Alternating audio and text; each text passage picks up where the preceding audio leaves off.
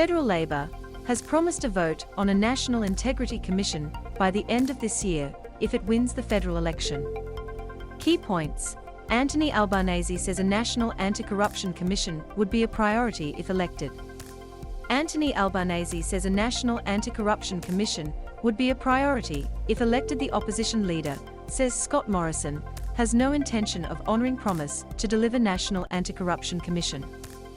The opposition leader says Scott Morrison has no intention of honoring promise to deliver National Anti-Corruption Commission. Mr. Morrison says a bill was not introduced due to Labor opposition, despite the coalition's lower house majority. The federal opposition has long campaigned for the anti-corruption body and attacked the coalition for not introducing one, but its timeline for introducing one has been unclear until now. Prime Minister Scott Morrison announced plans for a commission in December 2018, but legislation was not introduced to Parliament for a vote, with disagreement on what powers and scope the body should have. In a statement, opposition leader Anthony Albanese said Australians have waited more than 1,200 days for the National Integrity Commission to be introduced to Parliament. I am proud to announce that a National Anti-Corruption Commission would be one of the first priorities of a government I lead, Mr. Albanese said. Mr. Morrison has delayed and obfuscated for over 3 years. And then this week it became clear he has absolutely no intention of honouring his promise to deliver a National Anti-Corruption Commission at all. PM claims Labor opposition to bill. Mr. Morrison has repeatedly said he has tabled the legislation in the House of Representatives. On the campaign trail this week, Mr. Morrison repeated his position that the bill was not introduced into Parliament because Labor was opposed to it, despite the coalition having a majority in the lower house. The Prime Minister has repeatedly said he has tabled the legislation in the House of Representatives, a process that merely puts it on the parliamentary record rather than kickstarting debate on its merits.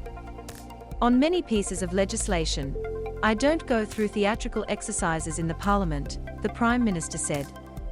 What I do is I seek to have legislation passed, and where I believe legislation can be passed that is in the national interest, then I'd pursue that. It is understood Labor would seek to legislate a National Integrity Commission even if the coalition did not support the proposed model. Labor has previously voiced support for an Integrity Commission looking into actions taken by earlier governments. M to mute, left and right arrows to seek, up and down arrows for volume. Watch 5 minutes 35 seconds 5M. Will any party commit to a Federal Integrity Commission? Shadow Attorney General Mark Dreyfus has previously highlighted the sports rorts scandal as worthy of referral to a National Integrity Commission. Labor's campaign spokesman, Jason Clare, repeated those comments on Saturday.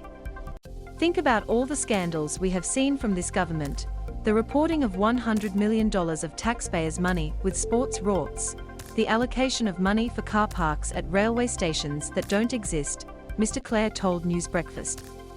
It needs to have the ability to go back and look at the rorting of taxpayers' money. He said a watchdog would need powers to weed out potential corruption in all political parties.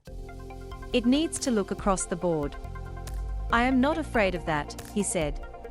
The best commissions look at whether it is Labor or Liberal. People who are watching this want trust and integrity brought back into politics.